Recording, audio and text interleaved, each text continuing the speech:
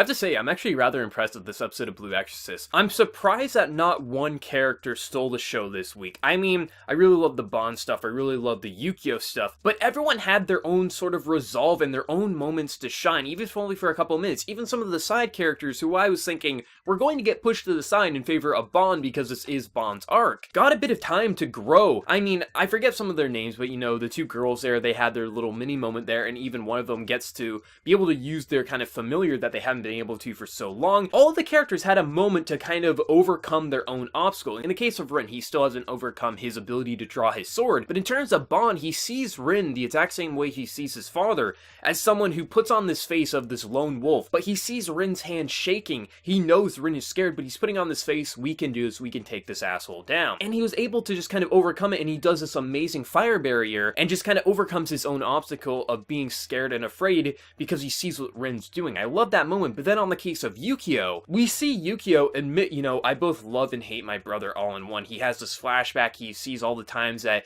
Rin just always was protecting him, and he got upset with it, like, I don't need your help, when in case it's fine to accept help, but he always felt lesser than his own brother. And I loved how he overcame that, and all these times that he was shooting at his opponent and he was missing, it was actually setting up this barrier for this, like, water spell there, and when it looks like everything's fine, the enemy breaks free from it, and like, just when he's about to get killed, his eyes light up blue, identical to Rin. Now, in the anime original content, some people really hated the fact that Yukio had the same powers as Rin, so I'm just wondering if those same people are now fine with it because this came from the manga content, so it's okay that the manga's doing it. I mean, either way, it makes 100% sense that, you know, Yukio would have the same abilities as Rin, and I assume the arc after this arc is when you would dive more into Yukio's stuff and him learning how to use his powers, as it seems like it just awoken, but not much is coming out of it just yet here. But I did really like both. I think Yukio and Bond definitely stole a show in terms of coming over their own obstacles and developing past their own issues. But all the characters, they had enough time, I felt, this episode, that it felt to me the most balanced of Season 2 so far. I felt like every character had enough time to feel important to the episode. They all had their own obstacles, their own importance to this battle.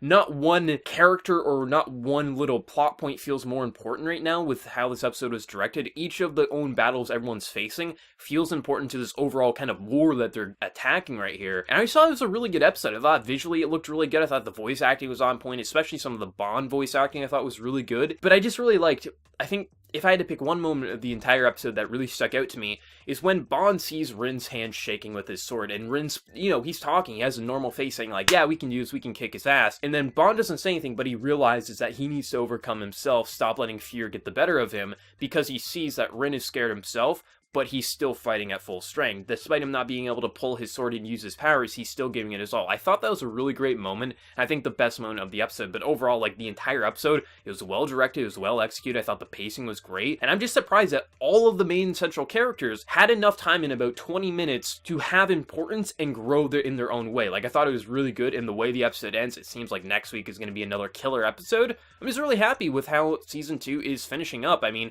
we have a few episodes left, and I can't wait to see how it goes from here. So for anyone who watched this episode, let me know your thoughts. Did you love it? Did you hate it? And what was your favorite moment in the episode and why? Be sure to let me know your thoughts down in the comment section below, and before you leave, hit that like button to show your support. If you're new to the channel, be sure to subscribe. So until next time, everyone, please take care and have a good one.